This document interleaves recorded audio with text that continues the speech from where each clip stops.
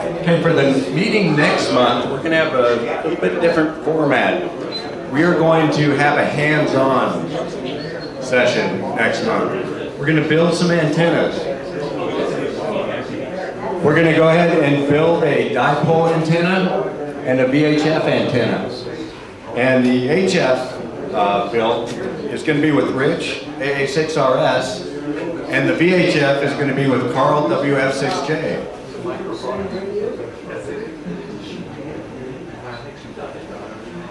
And before we get into the actual hands-on build, we're going to have a theory. We're going to have a discussion today on the theory, a little bit of a background on those antenna builds. So our first presenter is going to be Rich, AA6RS, and he's going to go into the dipole. And the talks are going to be a little bit lengthy, but what we're going to ask is if we can hold our questions until the end for both presenters. So we'll let them give their talks, and then if you have any questions, if we can hold the questions until the end. Thank you, and here's Rich. Thanks, Mike. Okay. I'm Rich first. Originally it was going to be 15 slides in 12 minutes, which was a little difficult, but we'll see what we can do here.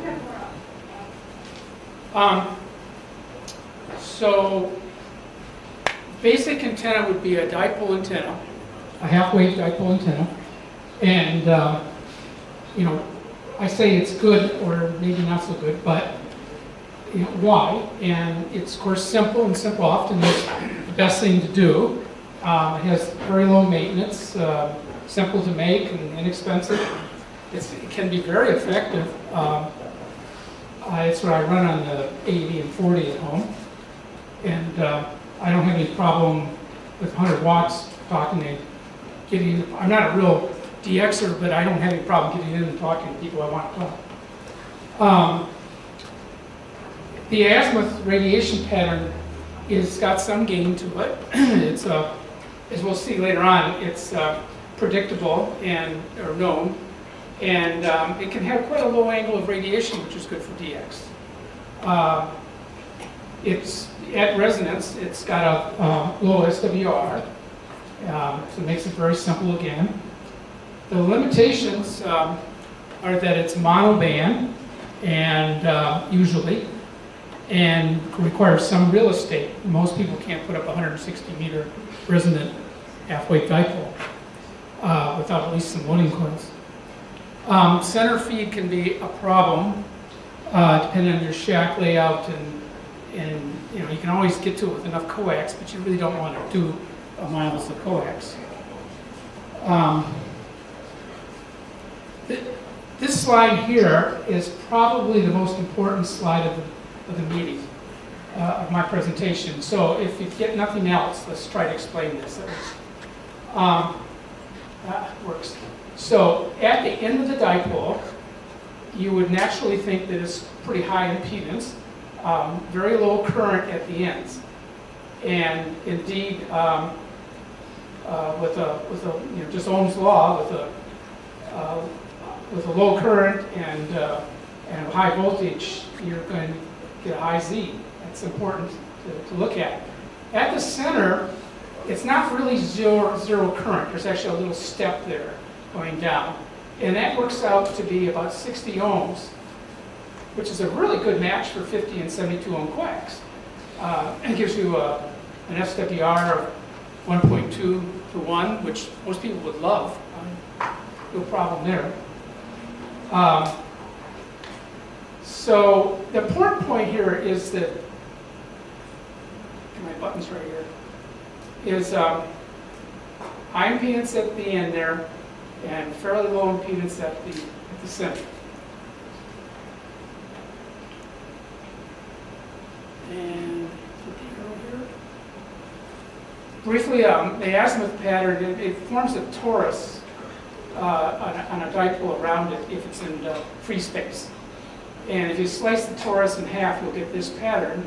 And that even is pretty true near ground. So it gives you this bidirectional gain right here facing away from the antenna, this line here. The elevation is slightly different because of the ground, so that affects your takeoff angle there. Okay, so this should look familiar. This is the second slide I think we showed, right here. Bring your mic up closer to your mouth. Yeah, okay, I'll be doing that again, thank you. So you can see right here, the impedance it just shoots right off the scale when you try to use a half-wave antenna at a lower frequency than it was cut. That means a higher wavelength. And it drops down really fast. In other words, you can't do it. It just doesn't work. But after you get to the half wavelength point, that's the 60 ohms down there, which makes it really workable. And then it goes up to a fairly high impedance there, 1,000 ohms or something like that. So it doesn't work on one wavelength. So in other words, the antenna cut to 40 meters is not going to work very well on 20. It just isn't. Unless you make a balun and try to match it, but to just plain to coax is just not going to work.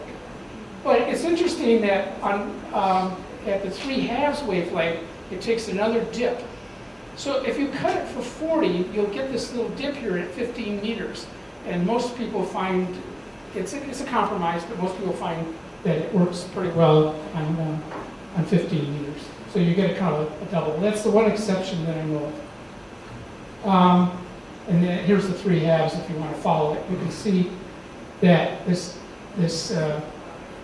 voltage is dropping right here, and the current is going way up.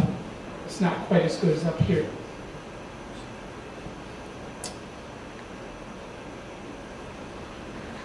Okay, most people would like to have an antenna work on several bands. So what do? Well, there's a number of methods to try to get your antenna to work on other ones. You can do traps, any bands as you want, but they're lossy. Traps are heavy. There's maintenance issues, and there's some power limitations too, as we'll talk about. More power means bigger coil and more bigger capacitor, more weight, and so your catenary, if you're not supported in the center, your catenary starts dipping way down, and you lose your height of the antenna. Could do inverted V, but anyway, it's one of the things. You can do a 2/3 center-fed dipole, which is often called a lumen, and that's kind of a neat antenna. We'll talk more about that. But it gives you 3 bands here. You can do 40, 20, and 10, or 80, 40, and 20, or 160, 80, and 40, or some combination like that.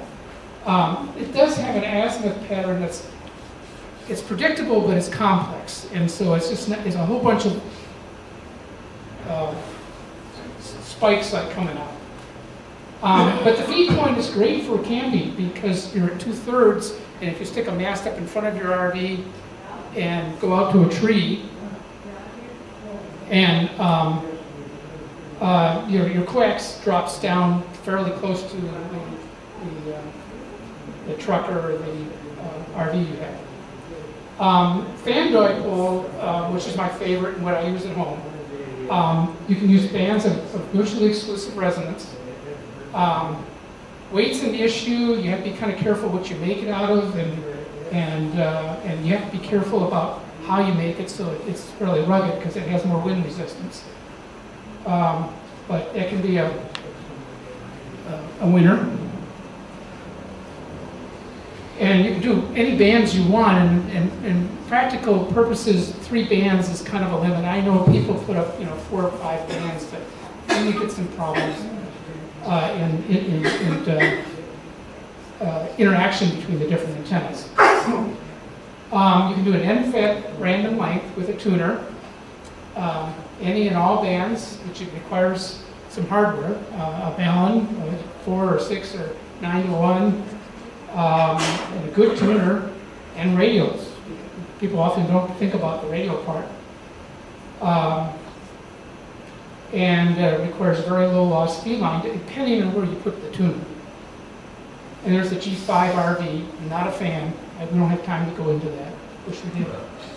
And the loop.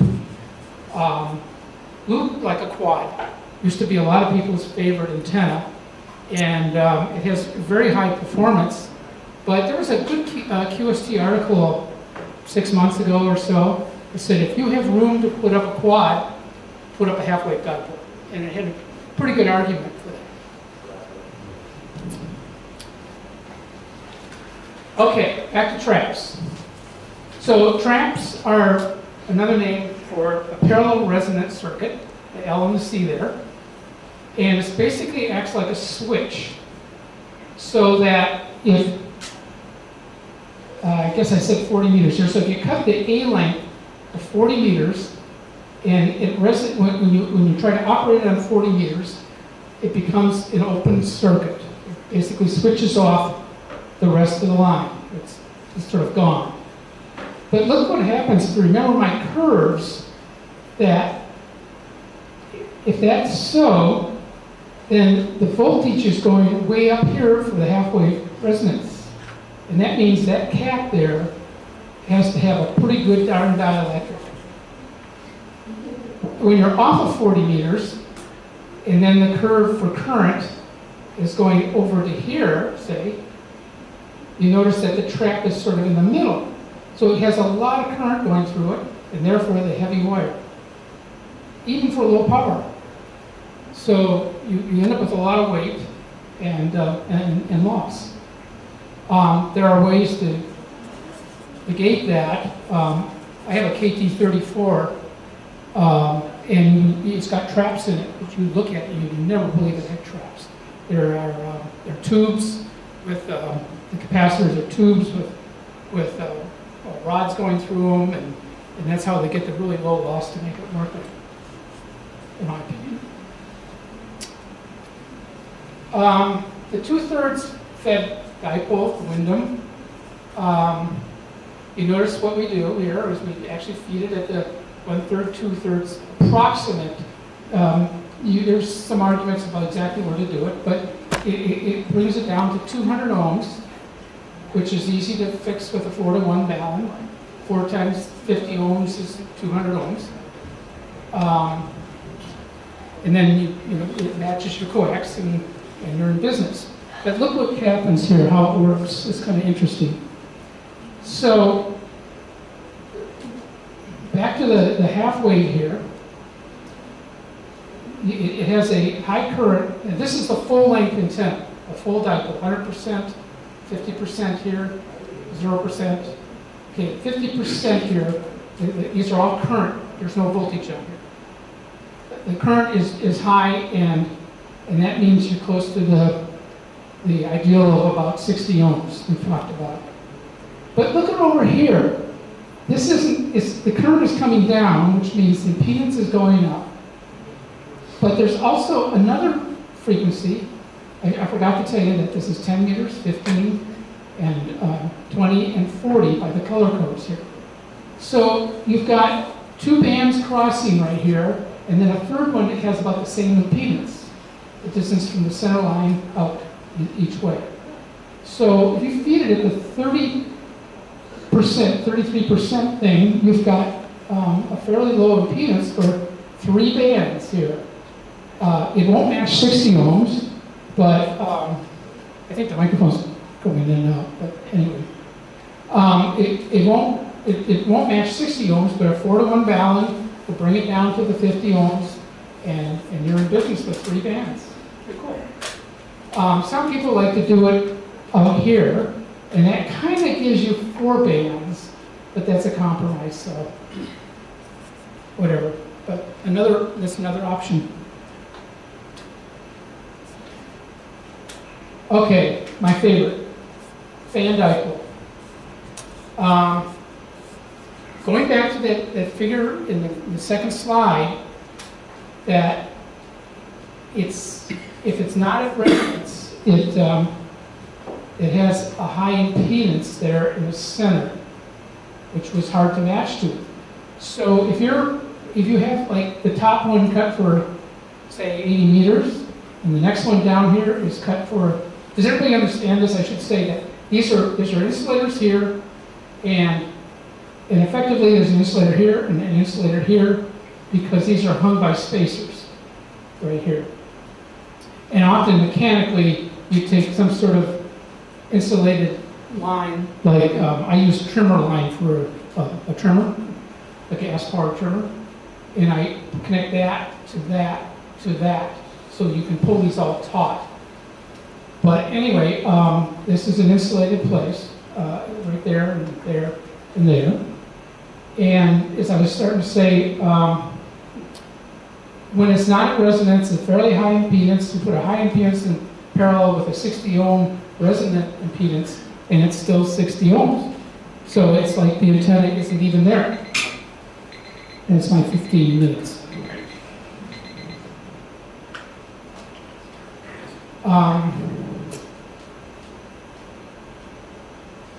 So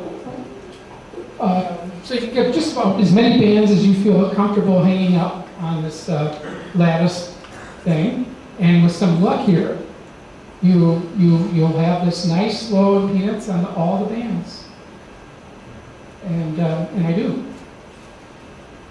You don't have to hang them like this. In fact, you can hang them like this, or like this, and put as many as you want in. And so that works really well if you have a fiberglass wobbly pole, and you bring these, and they now become guide wires. So double duty. I have a note down here, like all dipoles, it needs common mode isolation, and that means antenna currents running down your outside your coax, and you can ameliorate that with a loop of 4 turns of coax, or you can put ferrite in there and wind the coax through the ferrite, or you can buy what they call a valve, which is really just it's really just a tube with the ferrites inside of it, and it looks really nice with the coax connector on it. Kind of like what shows up there.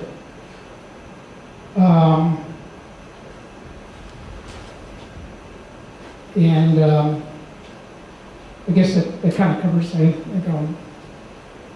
the points. And then the multiband antenna for M-fed random lengths. I used to live in a townhouse, and that's kind of what I did. I had the box, an SGC tuner inside the attic, with a single wire running out down to the back fence.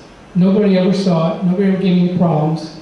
Put your key down, and in milliseconds you're tuned up for work bands and all the other bands. But again, whatever the length is, you can't go and use a band that's beyond that half wavelength.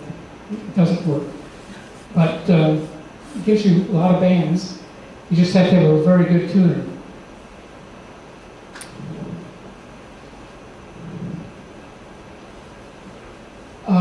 If you don't have a lot of real estate, there's some options in loading coils, and you can do an inverted V to shorten it.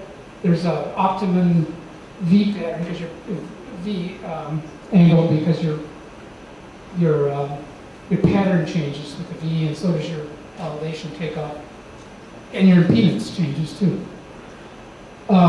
You can drop the ends vertically, and if you have 10% or so, this is a rule of thumb, drop on each end of the dipole, just dropping it vertically, it hardly makes a difference in the pattern or gain. And then there's the loop. Next thing about the loop is you can, again, parallel them, and you can get as many bands as you want, 6 through, however big you want to make the quad. And then there's the quarter wave vertical with radios. And expanded topics for a future talk by somebody could be into the mechanical design. Of course, we'll cover a little bit of that next month when we actually build some antennas. Impedance matching and isolation, common mode current settings, tuning, SFARC measurements, pattern elevation, takeoff angle, lighting, and safety, which is pretty important in our area. And I think that's actually it. Oh, yes. So, notice he's soldering his cord here. I think that's it.